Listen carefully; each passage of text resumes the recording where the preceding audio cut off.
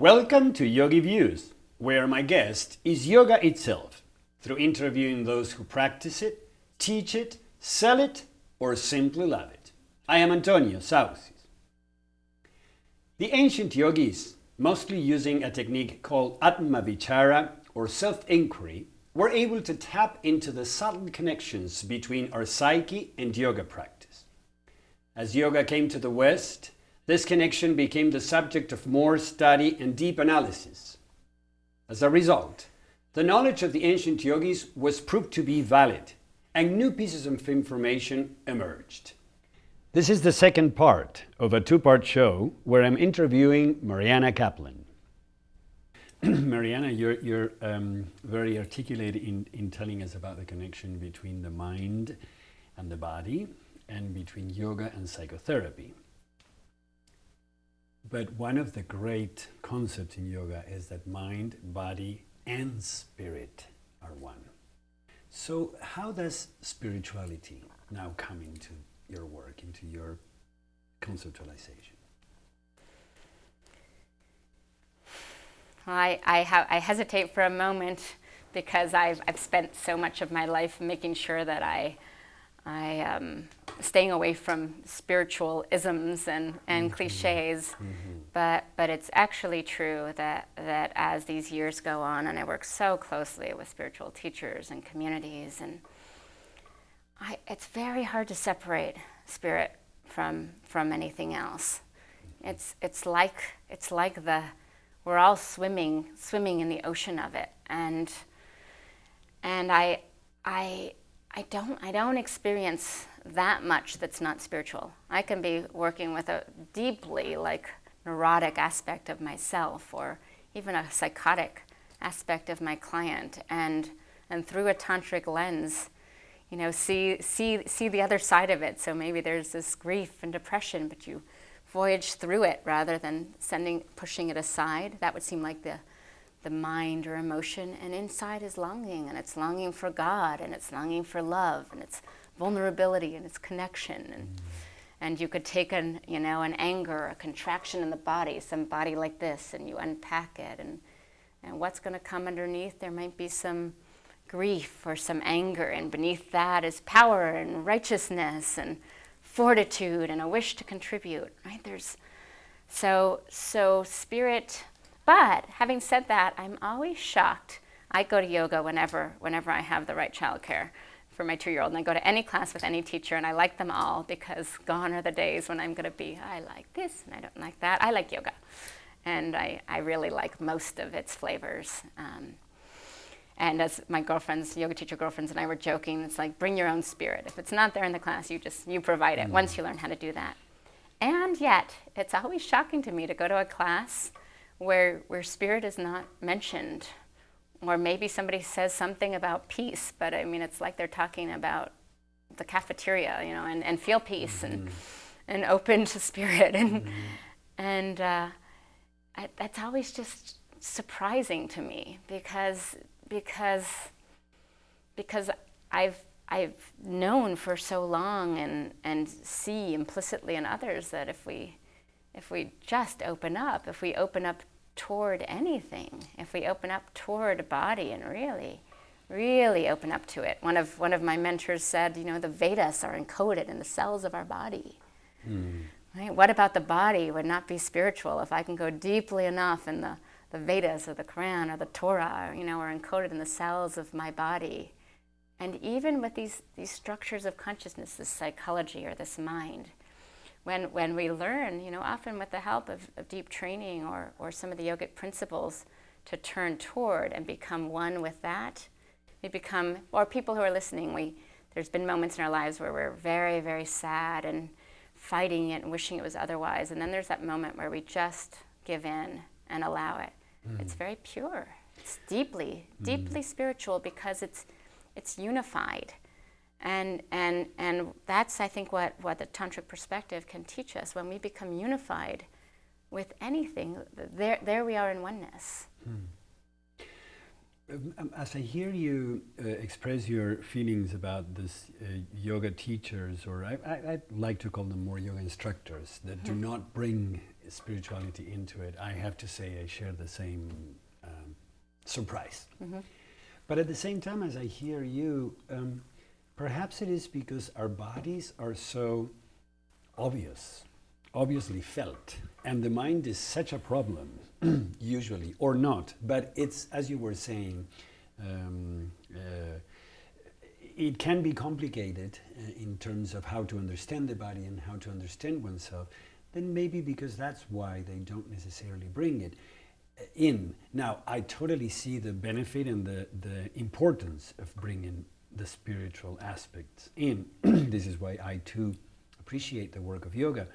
Now, what are some of the spiritual issues that arise in the individuals you work with, or in general, when a person is either doing psychotherapy and using the body and understanding a little bit more, or the opposite, just doing something yoga with the body, but understanding that the mind and how it needs to interact? But what are some of the spiritual questions that arise?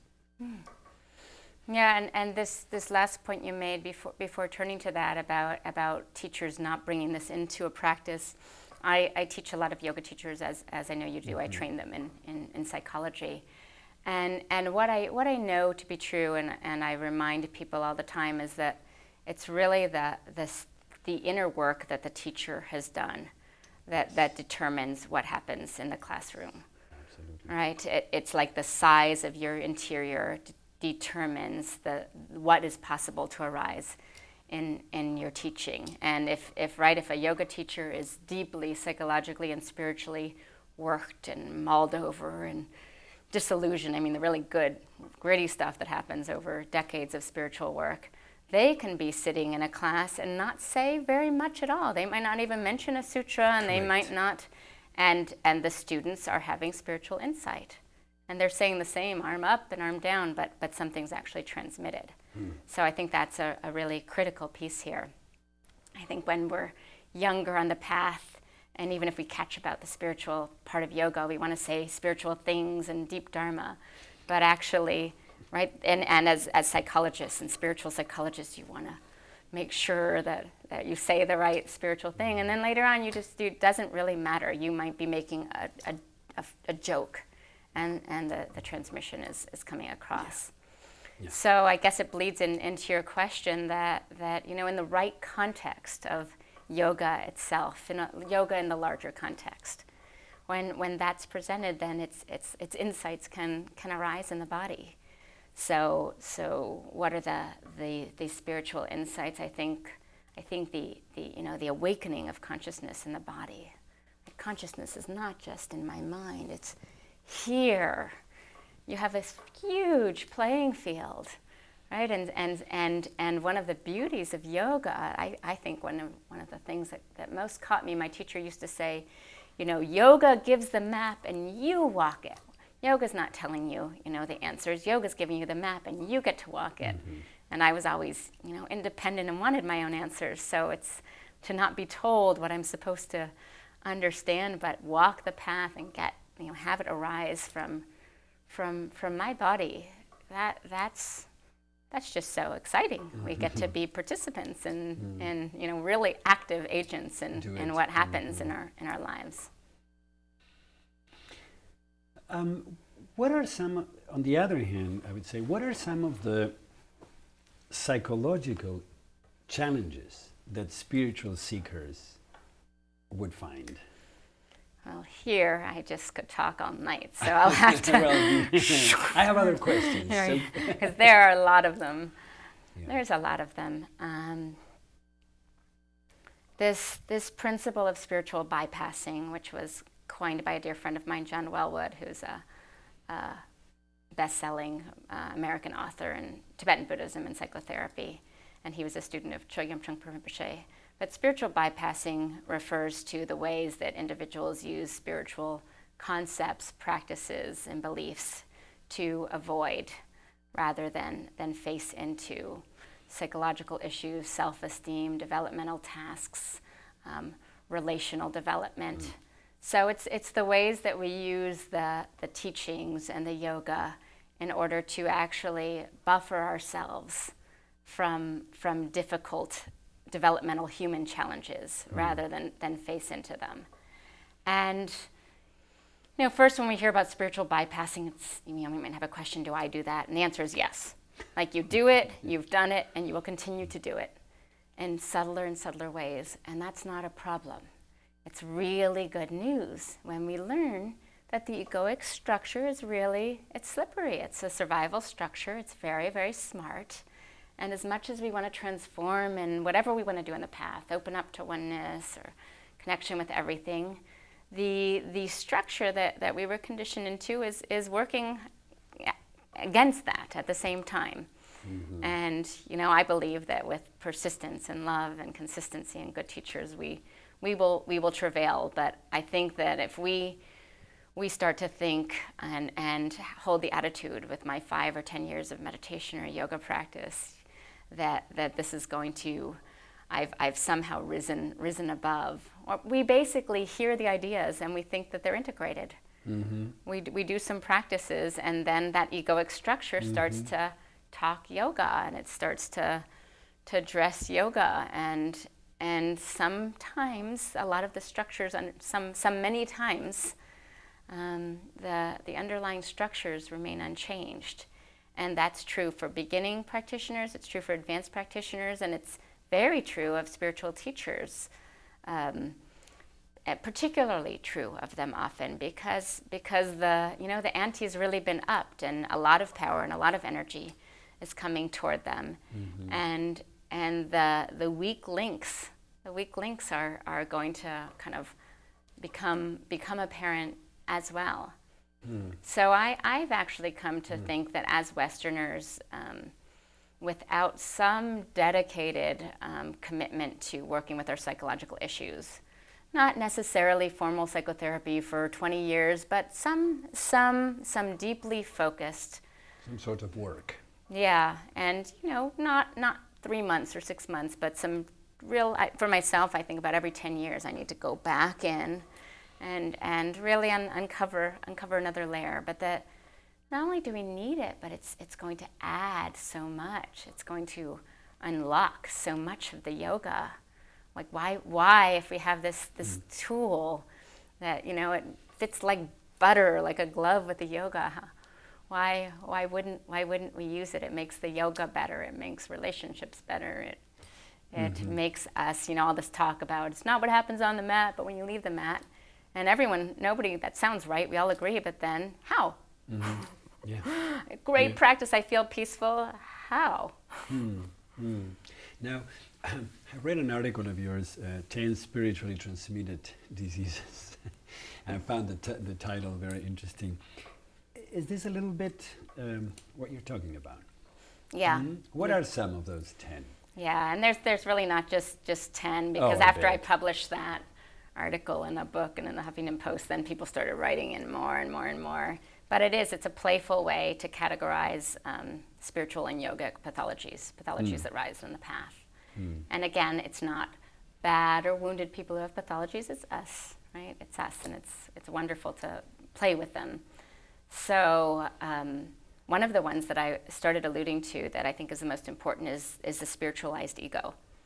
So the egoic structure is, it's very defended, and once it starts to get word of the Dharma and yoga and this kind of breath, and I can do that and induce this kind of state, it's like the defenses start to be made of golden words. Yeah. Nobilized. And yes, they're nobilized, and many people in the path, right? We've had this experience of somebody saying all these words, but something inside is like, And if we're self-doubting, we say, what's wrong with me? Maybe I can't feel that state. But often it's like something's not congruent, right? So the egoic structure takes on more spiritualized defenses. And they're tricky because if they're in the language of truth, it's hard for us to argue with ourselves, and it's hard for partners particularly to argue against it. That was all the foundation for a play I wrote many years ago on Zen boyfriends and all of this spiritualized ego. There's many more like confused motivations in the path. We start out thinking we want one thing, and there's many motivations, and they're not even bad. We might want to be loved. We might want more connection. We might want to be a part of a spiritual family, but we feel like we have to articulate that we want enlightenment or global peace. And often if we get some of those lower needs met, we're actually freed to want some of the greater ones. Yeah. Group mind and group think is a big one. So when we join spiritual communities, before we know it, we start wearing the uniform and our language kind of shifts, and sometimes our posture shifts a little bit, and what hairstyle is okay and not.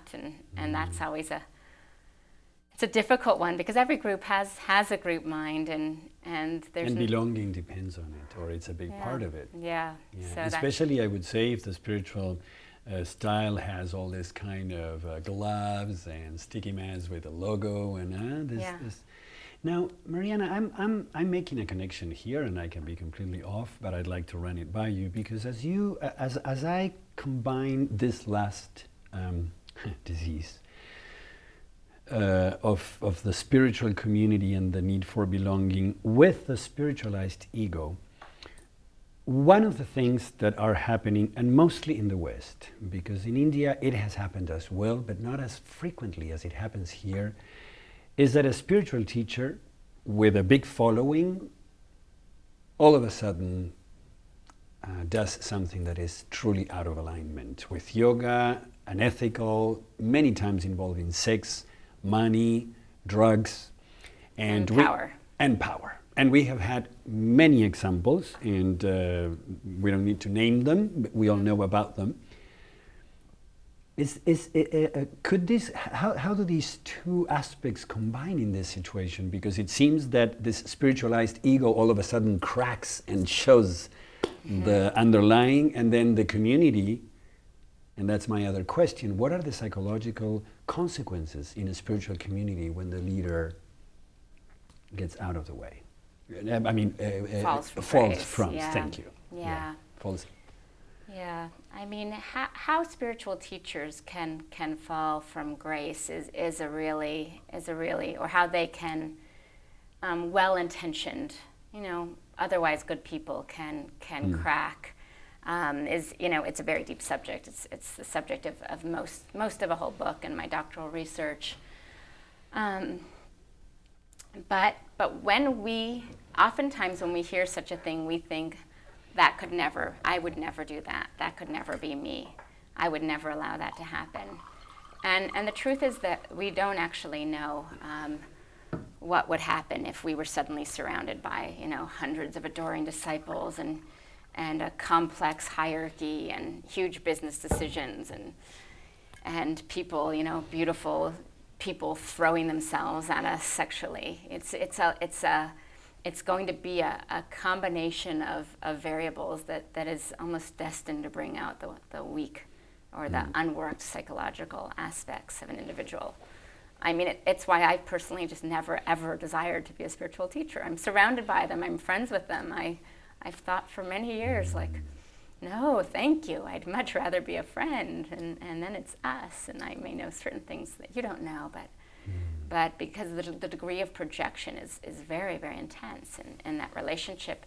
And there's very few spiritual teachers who are thoroughly enough worked in all the different levels. This is where my friend Ken Wilber's theory about developmental lines comes in. It's among other things, a fantastic contribution, where he says in a human being there's many different lines of development. There's kind of a sexual line, there's an intellectual line, there's an ethical line, there's an emotional line, there's a somatic or physical line. And each human being is at different places, a relational line in their development. So just because we've gained mastery of yoga or deep meditative states hardly means that our relational development is as great, or our ethical development has grown at the same rate. Which brings us to your second question about what are the consequences when this frequently happens. And I've consulted in a number of these scandals, and it's been some of the hardest and most interesting work that I've done. A big scandal falls out, and then the people and their devastation and their challenges their grief.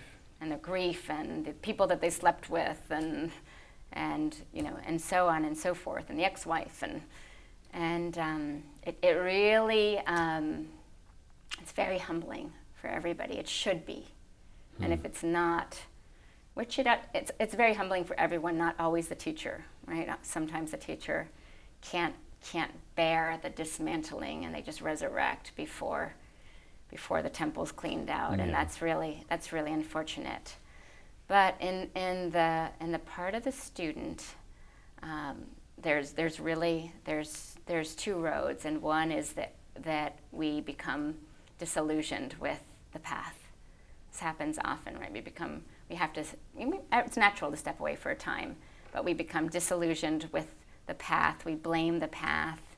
We blame the teacher. We feel victimized. We fight. We want justice served. So some anger and accountability is very healthy, but I've seen many great students in all kinds of different traditions feel so hurt by such an event, and often because the student-teacher relationship, it mirrors our relationship with the divine for many people, and it mirrors the relationship with the parents. So when that cracks and that disillusionment, if we don't have the psychological awareness and support, we feel all the trauma and the cracking of our childhood disappointment and abandonment, and it actually all comes up all at once. So the opportunity is, right, we turn away from it, or we turn toward it. And when we turn toward it, there's necessary grief and all of its stages, which is from what I'm understanding your field of expertise, one of them. But then there's an empowerment possible. I mean, I've encountered a lot of bad teachers, and ideally you get to the place where we say, what is it in me that was attracted to that? And what is it in me that started chasing the teacher like a little puppy dog and throwing my money away when I knew I shouldn't have? And that perhaps also gave the power away? Yeah, how was I contributing? It's called mutual complicity. And what can I take back? And it can be a fantastic lesson and growth on our spiritual path. Because self-responsibility, whether we're a great master or new in the path, is always going to be a task of the path. And the true guru relationship, which isn't executed in this way often, but it's based on the teaching that the teacher is inside, and the external teacher is there to wake up and really refine and grow and cultivate that part of ourselves. So whether our teacher dies or whether we're disillusioned by our teacher, we have this possibility to say, okay, what part of me was given away or abandoned, or as you said, how do I give my power away? And how can how do I become more upright and self-trusting and doggedly committed to returning to the path or to yoga, with more wisdom and love. And many people do that too, and they come out greater practitioners. Enriched, yes. When people spend the rest of their lives, okay, you need to spend 6 months bad-mouthing your teacher who you're disgruntled with, or I've met people who were in lawsuits, but even then there's a time to let go and say, I'm going to spend my life in grievance and resentment, or I'm going to spend my life in yoga. Now, we are talking a little bit in the realm of the individual, and one of the things that I understand from what you're saying is that empowerment and the possibility of, through perhaps being disillusioned in the outside, it makes you turn inside and find the inner healer, the inner master, the wisdom, the knowledge.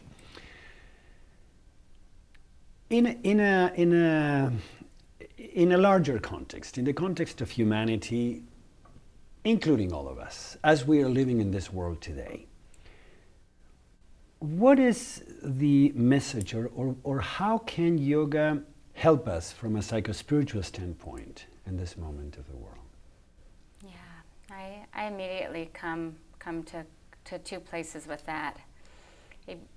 Two different things pop up. The first is that the beauty of yoga becoming so popularized is that it's available to everybody, and these poses and the great line that they come from have the Vedas encoded into them if it's activated, or have everything encoded in them.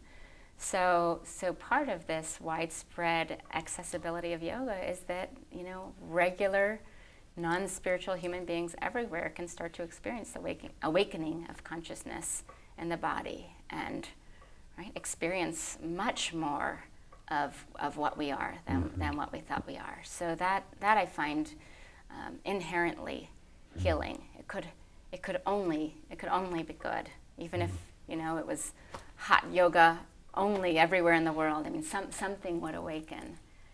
And the other thing I think is that if we're practicing, I was going to say well, but even if we just stick with it, not so well, but for a long period of time, mostly we become better people, and we become more curious and more open. And I was thinking earlier today, as my 2-year-old son was doing his sun salutations, he loves yoga. He identifies more deities and yoga sutras than most modern yoga teachers know about, and he's 2. But a lot of my clients are struggling with the issue of children and how to get them, or if they can have them, and this and that, and you always hear this odd thing pop up with people about there's too many people in the world, and having children is like putting one more person into an overpopulated world. And today itself, and often when I hear that, I think, wow, every conscious person that we bring into the world, it really is the healing. I mean, every person that is grown in yoga, even imperfect yoga, and the principles are part of their foundation, that's going to be a person that contributes to the healing force of life. Whether they're children or we encounter it, I used to teach to adolescents and gangs, or any level. It seems so inherently healing, and of course we're going to come across the defenses that come into the practice, but it just seems so inherently good and right. You've been mentioning a number of important things about yoga, and I know this is a difficult question because yoga being the integration of all the things is hard to pinpoint in one. But if you were to choose one aspect of yoga, or one teaching, or one core concept of yoga that would be the most instrumental in helping the world today, what would that be?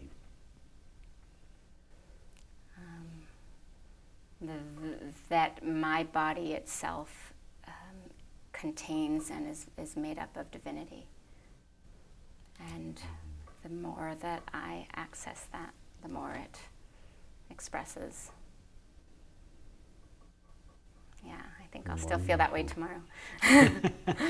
Wonderful thought and wonderful concept. Yeah, Yes. I love it. Your guest is yoga. We're sitting in yoga, right?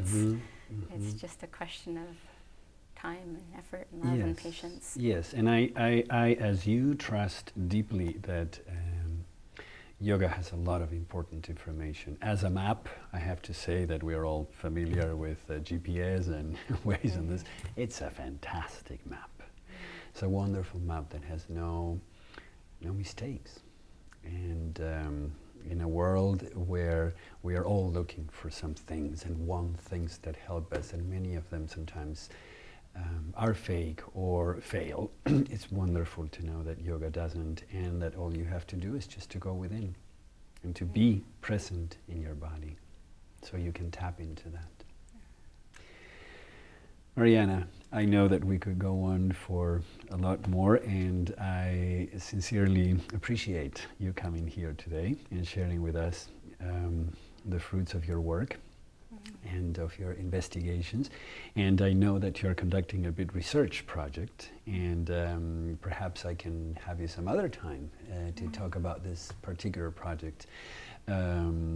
If people want to get in touch with you, how could they do so?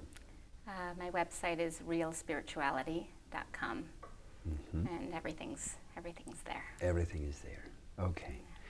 Thank you very much. I really enjoyed your company and being together in the company of, this is satsang, right? The company of practitioners. So thank you very much. Thank you. My guest today is Mariana Caplan. She is a licensed psychotherapist, professor of yogic and transpersonal psychologies. She has spent 20 years researching cutting-edge and controversial topics in Western spirituality and dialoguing with the great spiritual teachers, scholars, and luminaries of our time. She uses somatic psychotherapy to support spiritual practitioners and teachers with the process of healing trauma and moving towards psychospiritual integration, and working with the complex discernments that arise in the context of spiritual practice and in spiritual communities. She is an adjunct professor at the California Institute of Integral Studies and has degrees in cultural anthropology, counseling psychology, and contemporary spirituality. She has written several books, amongst them Eyes Wide Open, Cultivating Discernment on the Spiritual Path, The Guru Questions, The Perils and Rewards of Choosing a Spiritual Teacher, and Halfway Up the Mountain, The Error of Premature Claims to Enlightenment. I hope you like our show today. If you care to let me know, shoot me an email at antonio@yogiviews.com. I look forward to seeing you the next time.